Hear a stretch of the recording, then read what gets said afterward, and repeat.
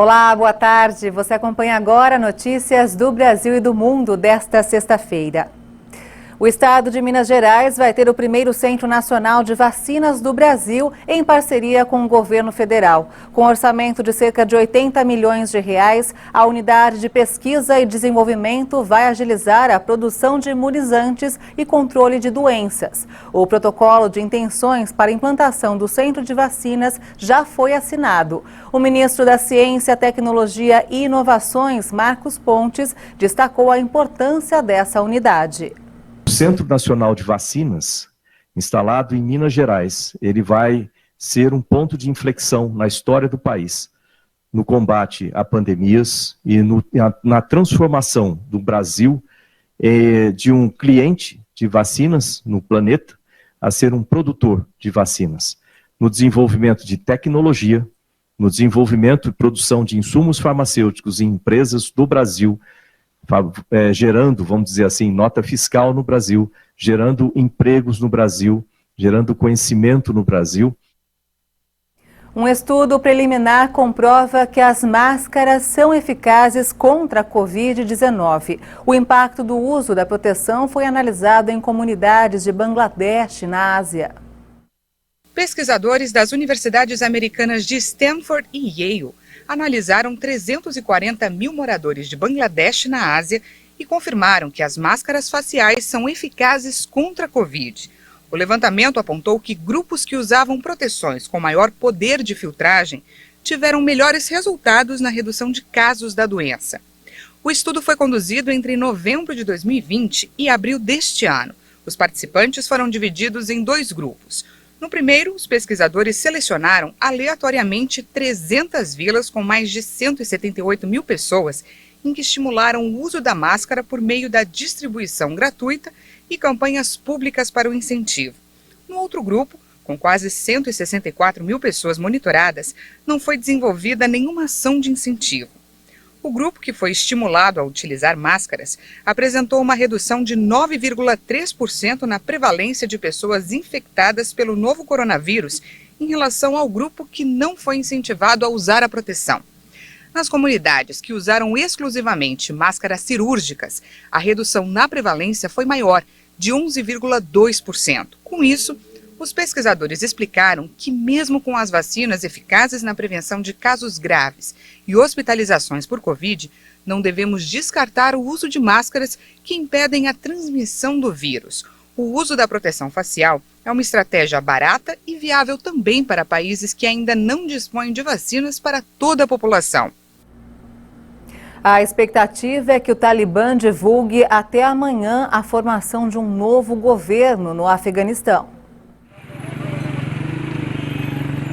O movimento radical islâmico enfrenta o desafio de deixar de ser um grupo insurgente para administrar o poder, poucos dias depois da retirada final das tropas americanas, que encerrou 2 décadas de guerra. A cautela e a desconfiança da comunidade internacional se misturam a sinais de interação com os novos líderes. O presidente russo Vladimir Putin afirmou nesta sexta-feira que as relações internacionais com Cabul acontecerão se o Talibã agir de forma civilizada. A Rússia não está interessada em um Afeganistão desintegrado. Se isso acontecer, não haverá ninguém com quem conversar. Se for assim, precisamos considerar que quanto mais cedo o Talibã entrar na família das nações civilizadas, mais fácil será ter contato para se comunicar, para ter alguma influência, para levantar algumas questões.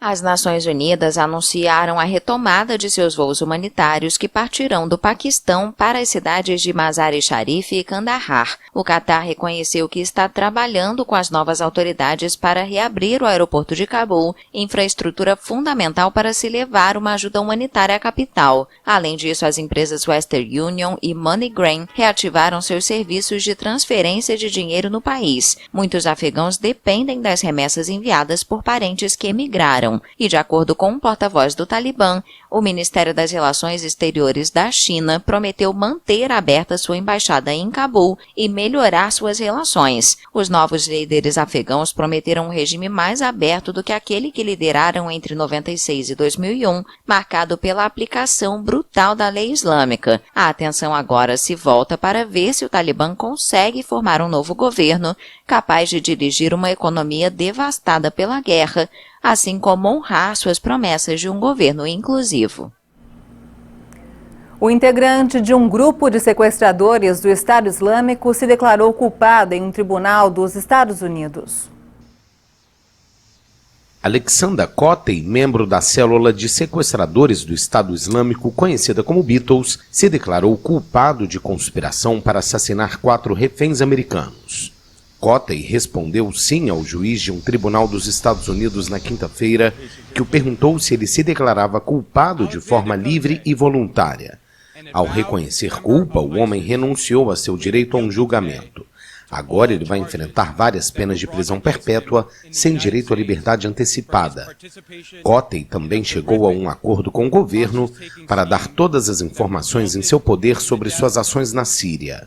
O ex-cidadão britânico tem 37 anos e é um dos 2 membros da célula levados a julgamento nos Estados Unidos. Ele se declarava inocente ao tribunal, junto com El Shafi El-Sheikh, de 33 anos, outro dos 4 membros do grupo.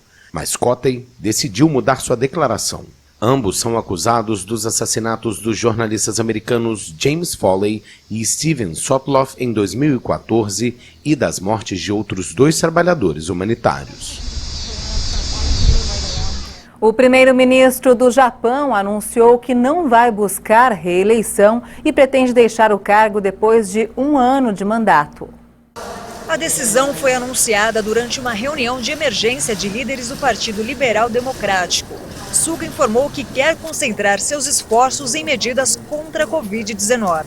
A decisão foi tomada também com base na aprovação do governo, que está em 31,8%, sendo uma das aprovações mais baixas. Suga, de 72 anos, sucedeu a Shinzo Abe, que renunciou em setembro de 2020 por motivos de saúde. O premier desistiu de tentar a reeleição como líder do PLD em uma votação marcada para 29 de setembro, um mês antes de quando devem ocorrer as eleições gerais. Espera-se que o partido permaneça no poder após o pleito. O craque Cristiano Ronaldo marcou nesta semana os gols de número 110 e 111 de sua carreira com a camisa de Portugal, garantindo assim a vitória de virada sobre a Irlanda e estabelecendo um novo recorde por seleções em Faro pelas eliminatórias para a Copa de 2022. Vitória de Portugal sobre a Irlanda por 2-1, de virada e nos últimos minutos pelas eliminatórias para a Copa de 2022, ficou em segundo plano nesta quarta-feira. 1º de setembro de 2021 entrou para a história como o dia em que Cristiano Ronaldo se tornou o maior artilheiro por seleções de todos os tempos. Antes do início da partida, o craque português estava empatado com o ex-jogador iraniano Ali Daei, autor de 109 gols em 149 jogos entre 1992 e 2006. Mas o novo reforço do Manchester United marcou 2 vezes, chegando a 111 gols com a camisa de Portugal. Isso porque logo no início do jogo, Ronaldo perdeu um pênalti. A vitória desta quarta-feira ainda colocou os portugueses na liderança isolada do Grupo A das eliminatórias europeias para o Qatar 2022, seguidos por Sérvia, Luxemburgo, Irlanda e Azerbaijão. E essa edição termina aqui. Eu volto logo mais às 17 horas com outras informações. E para rever as nossas reportagens, é só acessar o canal HIT Notícias no YouTube. Obrigada pela sua companhia e até lá.